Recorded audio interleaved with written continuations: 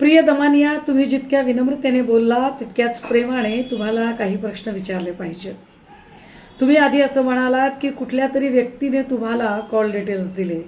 नंतरच्या स्टेटमेंटमध्ये म्हणालात की तुम्हाला एका ॲपमध्ये टाकून तुम्ही ते नंबर चेक केले.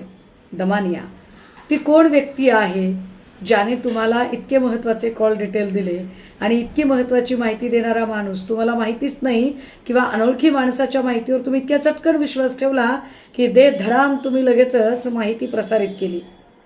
किंवा ते कोणतं ॲप आहे की ज्या ॲपमध्ये माहिती टाकल्यानंतर कोणाचे किती कॉल आहेत, आउटगोईंग किती, इनकमिंग किती, ड्युरेशन किती हेही कळतं?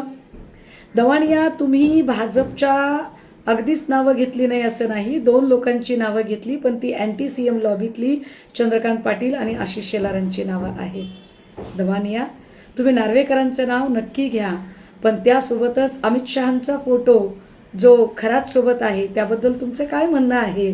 फडणवीसांनी 2012चा बंदूक परवाना 2024ला नूतनीकरण झालेलं आहे, यावर तुम्ही कधी प्रकाशझोत टाकणार आहात? 31 मार्च 2018ला जयकुमार रावल याने या तीर्थक्षेत्राला क प्रवर्गाचा दर्जा बहाल केला, यावर तुम्ही का बोलत नाहीत? दमानिया, तुमची माहिती जर इतकी वेगवान असेल, SITपेक्षा वेगवान, तर तेजस्वी सातपुते काही कामच करत नाहीत असा याचा अर्थ होतो. मग सातपुतेंना काढून तुम्हालाच SIT प्रमुख करावं का? दमानिया, तुमचा लढा प्रचंड सिलेक्टिव्ह असतो, एव्हाना लोकांना कळलेला आहे. कारण कोरेगाव पार्कमध्ये जमीन आसमान एक करणाऱ्या तुम्ही जैन बोर्डिंग प्रकरणात मात्र अगदी गप्प बसता. याचा अर्थ लोकांनी काय काढायचा? कमॉन दमानिया, तुम्ही सरकारच्या निकटवर्तीय आहात, तुम्ही रॉच्या एजंट नाही, पण कुणासाठी काम करता हे आता काही लपून राहिलेलं नाही.